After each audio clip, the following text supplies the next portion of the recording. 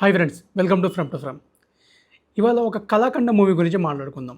అదే toxic. First of all ఈ movie గురించి మాట్లాడుకునే ముందు మూవీ డైరెక్టర్ గీతా మోహన్ దాస్ గురించి మాట్లాడుకుందాం. ఆమె మూవీ రిలీజ్ అయిన తర్వాతను రిలీజ్ అయ్యే ముందు ట్విట్టర్లో ఒక వీడియో రిలీజ్ చేసింది. అంటే నేను తీసేదొకటి, చూపించేదొకటి, ఏదో ఒకటి తీస్తా, ఏదో ఒకటి పెడతా, కానీ నేను స్క్రిప్ట్కి స్టిక్ ఆన్ అయ్యి ఉండను అని. అంటే ఆమె క్లియర్గానే చెప్పింది. ఆమె ఏం తీసిందో ఆమెకే తెలీదు. అంటే మూవీ రిలీజ్ అయిన తర్వాత మూవీ చూస్తున్నంత సేపు అంటే మిగిలిపోయిన స్టఫ్ అంతా ఏదో అంటే ఒక సీన్ ఒక దగ్గర షూట్ చేసి, ఒక సీన్ ఇంకో దగ్గర షూట్ చేసి, తీసుకొచ్చి క్లబ్ చేసి ఎడిట్ చేసినట్టు ఉంటుంది. కట్ ఉంటుంది. అంతకు మించి ఏముండదు. ఆమె ఏదైతే చెప్పిందో ఎగ్జాక్ట్గా అదే తీసింది. ఆమె కరెక్ట్గానే చెప్పింది, కానీ మనకి అర్థం కాలేదు. సో నెక్స్ట్ యష్ విషయానికి వస్తే ఆల్మోస్ట్ 4 years తన ప్రైమ్ టైంని వేస్ట్ చేసుకుని ఈ మూవీని బేస్ చేసుకొని ఈ మూవీ చూస్తున్నంతసేపు ఎవ్వడికి కూడా ఇది ఇంటెన్షన్గా తీసిన మూవీ కాదు, కావాలని బ్లాక్ మనీ రొటేషన్ కోసం తీసిన సినిమానే. ఖచ్చితంగా లాస్ అవ్వాలి కాబట్టి తీశారు ఈ సినిమా అని అనిపిస్తుంది తప్ప, లేదు వీళ్ళు ఇంటెన్షన్తో తీశారు, ఏదైనా ఉంది ఇందులో, ఏదైనా పనికొచ్చే ఎలిమెంట్ ఉంది అనేది అది మాత్రం ఎక్కడ కూడా కనిపించలేదు. ఈ కళాఖండాన్ని థియేటర్లో నేను కూడా చూస్తున్నంతసేపు సినిమా ఎప్పుడు అయిపోతుందా అనిపించింది తప్ప, మూవీలో నెక్స్ట్ ఈ సీన్ ఏదైనా బాగుంటుందేమో, ఇంకేదైనా బాగుంటుందేమో, సరే ఇంటర్వెల్లో సరే టికెట్ ₹150 లేక పెట్టినప్పుడు హైక్స్తో పెట్టినప్పుడు సరే ఒక ₹50 వర్త్ చేసే సీన్స్ అయినా ఉంటాయేమో అనుకున్నా, కానీ ఏది లేబ్బా. ఈ మూవీకి పెట్టిన టికెట్ ప్రైస్ కంటే కిరణ్ భవన సినిమాలు 3 సినిమాలు చూడొచ్చు. కిరణ్ భవన సినిమాలు ₹50, అట్లీస్ట్ ₹50లో ₹30 టికెట్ వర్త్ అనిపిస్తుంది ఆయన సినిమాలో. లిటరల్లీ మినిమం ఎలిమెంట్స్ ఉంటాయి, మినిమం కామెడీ అనేది మెయింటైన్ చేస్తాడు. వీళ్ళు 600 కోట్లు 700 కోట్లు సినిమాలు పెట్టి అంత బడ్జెట్ పెట్టిన తర్వాత ఏదైనా పనికొచ్చే అవుట్పుట్ వచ్చిందంటే లేదు. ఎగ్జాంపుల్కి మనం ఏదైనా పని చేసినా సరే, ఇప్పుడు ఒక కంపెనీలో పనిచేస్తున్నప్పుడు కానీ యాజ్ ఏ గ్రాఫిక్ డిజైనర్గా నేను ఏదైనా వర్క్ అవుట్ ఇవ్వడానికి 1కి 10 సార్లు చెక్ చేసుకుంటా.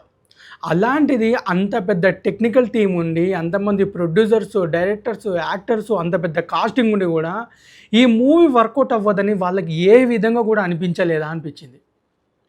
ఎందుకంటే మూవీ 3 గంటల 15 నిమిషాలు ఉన్నప్పుడు స్టార్ట్ నుంచి ఎండ్ వరకు ఏ క్లిప్ బాగుంది, ఏ క్లిప్ బాగోలేదు అనేది ఏది చూసుకోకుండా రిలీజ్ చేశారు. అంటే వితౌట్ ఎనీ క్లారిటీ సినిమా ఇది సెట్ అయింది, ఇది ఆడియన్స్కి నచ్చుతుందని ఏ విధంగా కూడా ఆలోచించలేదు. తీసారు, ఆడియన్స్ మీద రుద్దారు. దాన్ని మనోళ్ళు ఒక 200 కోట్ల దాకా పెట్టి కొన్నారు మన తెలుగు సినిమాని తగ్గించి. ఏమైంది? లాస్ట్కి అనుకున్నది అయింది. కంటెంట్ ఉన్న సినిమా మళ్ళీ లేచింది, ఈ సినిమా కింద పడిపోయింది. నేను మూవీకి వెళ్ళే ముందు కొన్ని మేమ్స్, కొన్ని పోస్టులు అండ్ మూవీకి సంబంధించిన కొన్ని రిలేటెడ్ ట్రోల్స్ కూడా చూసిన. మరీ అంత వర్స్ట్గా తీస్తారా? లేదులే, తీయలేరులే. ఎందుకంటే కేజీఎఫ్ మూవీ అంత కష్టపడి పైకి వచ్చిండు, తన ప్రైమ్ టైంని అంత ఈజీగా నాశనం చేసుకోడు, ఎక్కడన్నా కొంచెం స్క్రిప్ట్ ఉంటుంది అని అనుకున్నా, కానీ యష్ నాకు తెలిసి అయితే సినిమా రిలీజ్ అయ్యే ముందు సినిమా చూసుకోలేదు తనకు తాను, లేకపోతే డైరెక్టర్ చూపించలేదు. అదైతే నిజం. ఎందుకంటే తనకు చూపించకుండానే సినిమా రిలీజ్ చేసిరు. నాకైతే అదే అనిపించింది. ఎందుకంటే ఈవెన్ ఆయన యాక్టింగ్ కూడా ఏం లేదు సినిమాలో. సరే స్టోరీ విషయానికి వస్తే, అక్క తమ్ముడు వాళ్ళు చిన్నప్పుడు పెరిగిన విధానం కొంచెం కేజీఎఫ్ టైప్లోనే ఉంటుంది. అంటే చిన్నప్పుడు పెరిగినప్పుడు తినడానికి తిండి ఇవ్వక, పడుకోవడానికి ప్లేస్ ఇవ్వక, వాళ్ళు పడే బాధలు, అక్కడి నుంచి వాళ్ళు గ్యాంగ్స్టర్ రేంజ్కి ఎలా వచ్చారు అనేది చూపించడానికి ట్రై చేసిండు. కానీ first of all screen play, ఇప్పుడు నువ్వు ఒక సిచ్యువేషన్ని ప్రజెంట్ పాస్ట్కి కనెక్ట్ చేయాలంటే అది రిలేటెడ్గా ఉండాలి, కానీ కట్టు ఉండకూడదు. అంటే ఈ సినిమాలో ఏదైనా సీన్ రన్ అవుతుంది అనుకో, సీన్ రన్ అవుతున్న మధ్యలో పాస్ట్ సీన్ వస్తుంది. సరే పాస్ట్ అయిపోయింది కదా అనుకుంటే దాని తర్వాత ఒక రొమాన్స్ సీన్ వస్తుంది. ఈ సినిమాలో యష్ అయితే స్టార్టింగ్ నుంచి క్లైమాక్స్ వరకు గాల్లో దడ దడ దడ దడ దడ, అంతకు మించి చెప్పుకోవడానికి ఏం లేదు.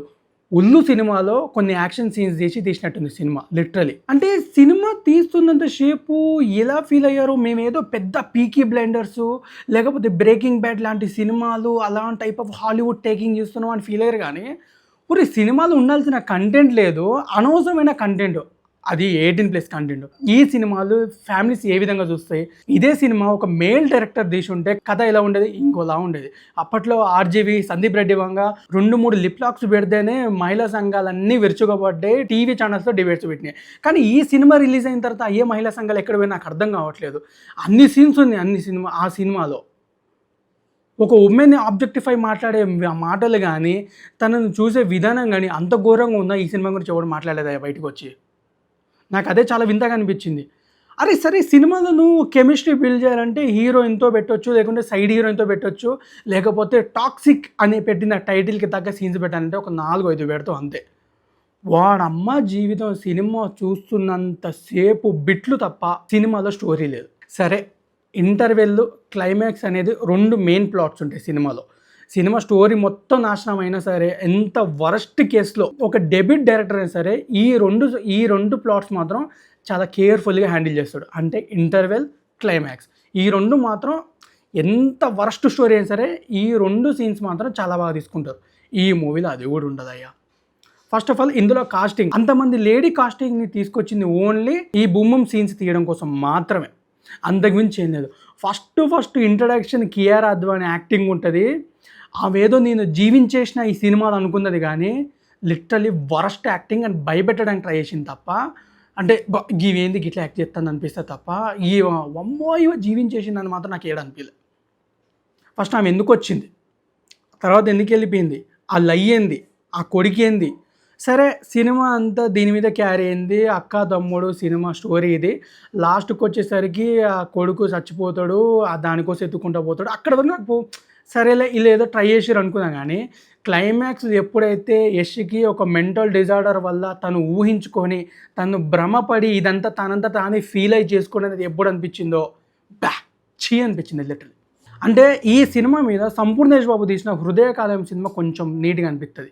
అంటే చూడ్డానికి ఎలా అనిపించినా కూడా కొంచెం కామెడీ వైజ్ కానీ అక్కడక్కడ కొంచెం నవ్వుకోవడానికైనా సీన్స్ ఉండేవి. కానీ ఈ సినిమాలో పర్టికులర్గా ఎటువంటి సీన్ లేదు చూడ్డానికి. ఇప్పుడు చాలామంది ముందే చెప్పారు సినిమాలో ఈ 2 సీన్స్ తీసేస్తే సినిమా బ్లాక్ బస్టర్ అని. అది ఫస్ట్ హాఫ్, సెకండ్ హాఫ్ అంతే, సినిమాలో ఏం లేదు. ఎందుకు తన 4 years ప్రైమ్ టైంని వేస్ట్ చేసుకుంటూ తెలియదు. కానీ మళ్ళీ ఆ టైంని క్యారీ చేసి మళ్ళీ బ్యాక్ తెచ్చుకోవడం చాలా కష్టం ఒక హీరోకి. అండ్ గీతా మోహన్ దాస్ ఆమె నెక్స్ట్ వచ్చే సినిమాలు కూడా సేమ్ ఇట్లనే ప్లాన్ చేసుకుందంట. ఏదో సీన్ వైజ్ తీసుకుంటుంది, కానీ నేను స్క్రిప్ట్కి స్టిక్ ఆన్ అవ్వను అని. ఈవెన్ నవ్వి 600 కోట్లు 700 కోట్లు పెట్టిన మహాన్ బాబులు ఎవరో నాకు తెలియదు అయ్యా లిటరలీ. అని ఇదే కన్నడ డబ్బింగ్కి మన దగ్గరికి టికెట్ హైక్స్ 50 రూపాయలు, 100 రూపాయలు, 120, 150 రూపాయలు, 150, 200, అంత పెద్ద సినిమా మరి నువ్వు కొనాలి. అండ్ దీన్ని డిస్ట్రిబ్యూట్ చేసిన మన దిల్ రాజు గారు ఐమాక్స్ దగ్గర పబ్లిక్ టాక్లో కూడా మాట్లాడారు, సినిమా మాత్రం సూపర్ హిట్, ఇలాంటి సినిమా మళ్ళీ రాదు అని. అప్పటికే పబ్లిక్ ఘోరంగా తిడుతురు, నా పైసలు వేస్ట్ చేసాను అని. అండ్ ఇదే మనిషి ఈవెంట్లో ఈ సినిమాకి 2000 కోట్లు రాకపోతే అప్పుడు మాట్లాడానని చెప్పాడు. ఏ విధంగా వస్తే 2000 కోట్లు ఎవరిని చూసి వస్తాయి, ఏముందని వస్తాయి? ఆ బిట్లు చూడ్డానికా, లేకపోతే ఆ బూమ్ సీజ్ చూడడానికా? ఏదన్నా మినిమం సెన్స్ ఉండి చేసిన సినిమా అయితే కాదు ఇది. ఏదో టైంపాస్ కోసం లాస్ట్ చూపించుకోవాలి కాబట్టి ఈ సినిమా తీసిరు, కానీ అంతకుమించి ఏం లేదు. నాకు ఇందులో పర్టికులర్గా ఏదైనా సీన్ కోసం నేను వెయిట్ చేసిన అంటే అది రుక్మిణి కోసమే. ఆ పాపని ఎక్కడ నాశనం చేస్తారా అనుకున్నా, కానీ ఆ పాపని నాశనం చేసిరా ఆ సినిమాలో. సరే, ఆ అమ్మాయి ఇంట్రడక్షన్ ఏదన్నా వర్తుబులా అంటే లేదు, చుట్టూ బ్యాగులు తగ్గించుకుని వస్తుంది, బూమ్ సీన్స్ వేసుకుంటుంది, పోతుంది. అంతకుమించి నాకు ఏమనిపించలేదు. అసలు అమ్మాయి రావడానికి రీజన్ ఏంది? ఒక స్టోరీలో ఒక క్యారెక్టర్ ఇన్వాల్వ్మెంట్ ఉందంటే ఆ క్యారెక్టర్ ద్వారా అక్కడ ఏదైనా సిచ్యువేషన్ క్రియేట్ అవ్వాలి, సిచ్యువేషన్ క్లోజ్ అవ్వాలి. కానీ ఇక్కడ జస్ట్ అట్లా వచ్చింది, జరిగింది, పెళ్లి చేసుకుంది, పిల్లని కూడా కన్నది గ్యాబ్లా. ఆమె క్యారెక్టర్ కూడా అంతేలే. అండ్ నెక్స్ట్ వచ్చేసి నయనతార ఎందుకు ఈ టైప్ ఆఫ్ క్యారెక్టర్ చూస్ చేసుకుందో అర్థం కాలేదు. సరే, ఆమె క్యారెక్టర్కి ఏదైనా జస్టిఫికేషన్ ఉందా అంటే ఏం లేదు. జస్ట్ ఈమె చెప్తుంది, యష్ వింటాడు అంతే. రాయా వద్దు ఆగిపోంటే ఆగిపోతాడు, రాయా ఓ పో వేసే ఆమెనంటే వేసేస్తాడు, చంపేయంటే చంపేస్తాడు అంతే. సరే, మనిషిని చంపుకోవడాలు, గన్స్, ఇదేమన్నా రియలిస్టిక్గా ఉందా వైలెన్స్ అంటే మస్కిటో బ్యాట్ తీసుకొని మస్కిటోస్ని ఎట్లయితే చంపుతారో అట్లా చంపుకుంటూ పోతారు మనుషుల్ని. పటా పటా పటా పటా పటా గన్లో అన్ని బుల్లెట్స్ ఉంటాయో లేవో కూడా తెలియదు, కానీ ఆ సీన్ ఇంతవరకు గన్ల నుంచి బుల్లెట్స్ వస్తూనే ఉంటాయి. లిటరలీ కేజీఎఫ్లో ప్రశాంత్ నీల్ హ్యాండిల్ చేసినంత కూడా అందులో 10% కూడా గీతా మోహన్ దాస్ హ్యాండిల్ చేయలేకపోయింది. ఆ పర్సన్ యాక్టింగ్ లేదు. క్లైమాక్స్ ఎవరైతే కొడుకు అని వస్తాడో ఆ కొడుకు యాక్టింగ్ చూసిన తర్వాత అసలు ఎక్కలేదు. అసలు యష్ చేసే యాక్టింగ్ ఏనా అది చాలా వర్స్ట్ అనిపించింది. అది దీనికి మళ్ళీ ఎందుకు అంతంగా ప్రమోట్ చేసుకున్నారో, ఎందుకు అంత బడ్జెట్ వేసి పెట్టారో తెలియదు, కానీ సినిమా మాత్రం డిజాస్టర్. డే వన్కి కూడా కాదు, ఫస్ట్ షోకే, ఆల్మోస్ట్ ఫస్ట్ షోకే టాక్ బయటకు వచ్చేసింది, సినిమా అంతా చూసేసారు, రావాల్సిన రివ్యూస్ అన్నీ వచ్చేసినాయి. కానీ ఇక్కడ నెగిటివ్ అయింది ఎవరో అందరికీ తెలుసు, ఎందుకు అయిందో తెలుసు, ఏ సినిమా కోసం ఎటువంటి సినిమాని పక్కకు పెట్టిండో తెలుసు. రవణ ఎప్పుడైతే పోయి అరటిగేలు ఇచ్చిండో అప్పుడే సినిమా క్లోజ్ అని మనం అర్థం చేసుకోవాల్సింది. కాకపోతే టాక్ వచ్చేంత వరకు వెయిట్ చేయాలి కాబట్టి టాక్ వచ్చింది, సినిమా క్లోజ్ అయిపోయింది. సో అంతకు మించి చెప్పుకోవడానికి ఈ సినిమాలో ఒక్కటంటే ఒక్కటి కూడా ఏం లేదు. Casting wise, scene wise, script wise, screenplay wise ఏ ఒక్కటి కూడా లేదు. బ్యాక్గ్రౌండ్ మ్యూజిక్, పెళ్ళిళ్ళకి కొట్టే బ్యాక్గ్రౌండ్ మ్యూజిక్ కొంచెం డీజే మిక్స్ చేసి కొడతారు కదా, లేకపోతే అది కానీ, లేకపోతే ట్రైన్ సౌండ్ వచ్చేటప్పుడు పుయ్ పుయ్ అని వస్తుంది కదా, ఆ సౌండ్స్ పెట్టింది తప్ప అంతకు మించి బ్యాక్గ్రౌండ్ స్కోర్ కుట్టింది కూడా ఏం లేదు. అంతే ఫ్రెండ్స్, నాకైతే సినిమా చూసిన తర్వాత అనిపించింది దీనికి రివ్యూ ఇవ్వాలని కూడా నాకేమనిపించలేదు. ఇంత పెద్ద కళాఖండాన్ని అసలు థియేటర్లో చూసిన మహానుభావులకి దండేసి దండం పెట్టాలి, అంతసేపు 3 గంటలు. నాకు ఇదే అనిపించింది, ఎట్లా చూసిర్రా ఇంతసేపు థియేటర్లో ఈ మూవీ అని. ఒక్క సీన్ బాగుండేది. యాక్టింగ్ కూడా అంతేం అనిపించలేదు. సో అంతే ఫ్రెండ్స్, నాకైతే ఈ మూవీ చూసిన తర్వాత అదే అనిపించింది. రీసెంట్ టైమ్స్లో పాస్ట్ 2 ఇయర్స్లో ఎంత వరస్ట్ సినిమా అయితే నేను చూడలేదు. దీని మీద రాజాసాబ్ కొంచెం బెటరు, ఆదిపురుష్ ఇంకా బెటరు. సో అంతే, నాకైతే అదే అనిపించింది. ఈ వీడియో కనుక మీకు నచ్చినట్లయితే లైక్ చేయండి, షేర్ చేయండి, సబ్స్క్రైబ్ చేయడం మాత్రం మర్చిపోకండి. Thank you.